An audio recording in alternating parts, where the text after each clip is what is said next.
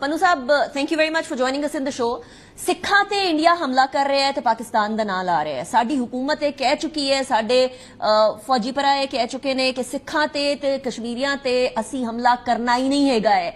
India सिखा ते हमला करके पाकिस्तान का नाम ला रहा है। सिख कम्यूनिटी इस बारे च की सोचती है? ਉਹ ARV ਵੇਖਣ ਵਾਲੇ ਤੇ ਪਾਕਿਸਤਾਨ ਦੇ ਮੂਰੇ ਮੇਰੇ ਪੂਰੇ ਭੈਣਾਂ ਤੇ ਭਰਾਵਾਂ ਨੂੰ ਵਾਹਿਗੁਰੂ ਜੀ ਕਾ ਖਾਲਸਾ ਵਾਹਿਗੁਰੂ ਜੀ ਕੀ ਫਤਿਹ। ਭੈਣ ਇਸ ਵਕਤ ਜੰਗ ਜਿਹੜੀ ਹੈਗੀ ਹੈ ਉਹ ਡਿਸਇਨਫੋਰਮੇਸ਼ਨ ਮਿਸਇਨਫੋਰਮੇਸ਼ਨ ਤੇ ਨੈਰੇਟਿਵ ਦੀ ਹੈ। ਉਹਨਾਂ ਨੇ ਜਿਹੜੇ ਮਿਜ਼ਾਈਲਸ ਚਲਾਏ ਜਾਂ ਡਰੋਨਸ ਚਲਾਏ ਤੇ ਉਹ ਆਪ ਹੀ ਉਹਨਾਂ ਨੇ ਚਲਾ ਕੇ ਤੇ ਲਗਾ ਰਹੇ ਨਾਮ ਪਾਕਿਸਤਾਨ ਦਾ। ਔਰ ਉਸੇ ਉੱਤੇ ਜਦੋਂ DG ISPR ਆਏ ਉਹਨਾਂ ਨੇ ਕਿਹਾ ਕਿ ਜੀ ਅਸੀਂ ਪੰਜਾਬ ਦੇ ਉੱਤੇ ਜਾਂ ਪੰਜਾਬ ਦੇ ਸ਼ਹਿਰਾਂ ਦੇ ਉੱਤੇ ਜਾਂ ਸ਼ਹਿਰੀਆਂ ਦੇ ਉੱਤੇ ਜਾਂ ਕਿਸੇ ਗੁਰਦੁਆਰਾ ਸਾਹਿਬ ਵੱਲ ਕਦੀ ਅੱਖ ਵੀ ਨਹੀਂ ਚੁੱਕਾਂਗੇ। ਅਸੀਂ ਉਹ ਸੁਨੇਹਾ ਦੂਰ ਤੱਕ ਲੈ ਕੇ ਜਾ ਚੁੱਕੇ ਹਾਂ।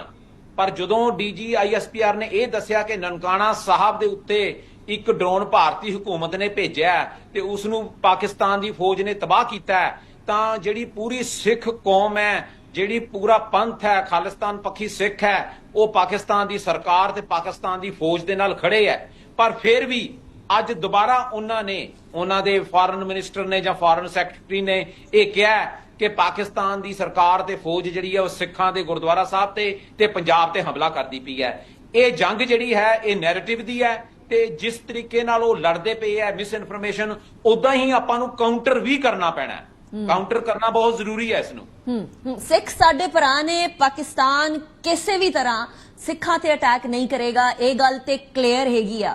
ਲੇਕਿਨ ਗੁਰਪਤਵੰਤ ਸਾਹਿਬ ਐਂਡ ਤੇ ਪਾਕਿਸਤਾਨੀਆਂ ਨੂੰ ਤੇ ਸਿੱਖ ਭਰਾਵਾਂ ਨੂੰ ਕੀ ਪੈਗਾਮ ਦੇਣਾ ਚਾਹੋਗੇ, ਉਹ ਦੇ ਦਿਓ। ਦੇਖੋ ਇੱਕੋ ਹੱਲ ਹੈ, ਪਾਕਿਸਤਾਨ ਹੱਲ ਖਾਲਿਸਤਾਨ।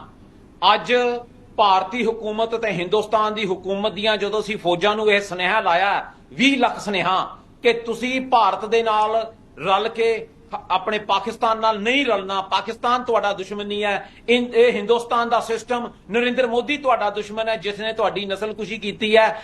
ਅੱਜ 9 ਮਈ ਹੈ, 1988 ਦੇ ਵਿੱਚ 9 ਮਈ ਨੂੰ ਇਹੀ ਭਾਰਤੀ ਫੌਜਾਂ ਅੱਜ ਦੇ ਦਿਨ ਦਰਬਾਰ ਸਾਹਿਬ ਤੇ ਹਮਲਾ ਕਰਦੀਆਂ। ਪਾਕਿਸਤਾਨ ਦੀ ਫੌਜ ਨੇ ਕਦੀ ਪੰਜਾਬ ਦੇ ਉੱਤੇ ਕਿਸੇ ਗੁਰਦੁਆਰਾ ਸਾਹਿਬ ਤੇ ਨਾ ਹਮਲਾ ਕੀਤਾ ਔਰ ਉਹਨਾਂ ਨੇ ਇਹ ਅਹਿਦ ਲਿਆ ਵੀ ਨਾ ਕਰਾਂਗੇ। ਅੱਜ ਜ਼ਰੂਰਤ ਹੈ ਕਿ ਸਿੱਖ ਵਿਚਕਾਰ ਖੜਾ ਹੈ। ਅਸੀਂ ਭਾਰਤੀ ਫੌਜਾਂ ਨੂੰ ਪੰਜਾਬ ਦੇ ਰਾਹੀਂ ਪਾਕਿਸਤਾਨ ਦੇ ਉੱਤੇ ਹਮਲਾ ਨਹੀਂ ਕਰਨ ਦੇਵਾਂਗੇ। ਪਾਕਿਸਤਾਨ ਦੀ ਸਰਕਾਰ ਤੇ ਪਾਕਿਸਤਾਨ ਦੀ ਫੌਜ ਇੱਕ ਰੀੜ ਦੀ ਹੱਡੀ ਬਣ ਕੇ ਸਿੱਖਾਂ ਨਾਲ ਖੜੇ, ਅਸੀਂ ਪਾਕਿਸਤਾਨ ਨਾਲ ਖੜੇ ਹਾਂ ਤੇ ਆਪਾਂ ਇਸ ਹਿੰਦੁਸਤਾਨ ਦਾ 24 ਘੰਟਿਆਂ ਦੇ ਵਿੱਚ ਦਿੱਲੀ ਦੇ ਉੱਤੇ ਖਾਲਸਾਈ ਤੇ ਖਾਲਿਸਤਾਨ ਦੇ ਝੰਡੇ ਗੱਡਣੇ ਆ। Best of luck for that Gurpatwant Singh Sahab. Pakistan जिंदाबाद, खालिस्तान जिंदाबाद। Thank you very much for joining me in the programme. इसी के साथ इख्तिताम की तरफ लेकर जाते हैं। इंडिया जितनी मर्जी मिस इन्फॉर्मेशन कर दे, हम अपने सिख भाइयों के लिए करतारपुर भी बनाएंगे, ननकाना साहब का भी ख्याल करेंगे, उनके आने पे उनकी मेहमान नवाजी भी करेंगे, क्योंकि सिख हमारे भाई हैं। ना कश्मीरियों पे ना सिखों पे पाकिस्तान अटैक नहीं कर सकता। इंडिया अटैक कर रहा है, डिस्टेंस बनाने की कोशिश कर रहा है, वो पॉसिबल नहीं है। अनीगा निसार को इजाजत दीजिएगा, अपना बहुत ख्याल रखिए, अल्लाह हाफिज।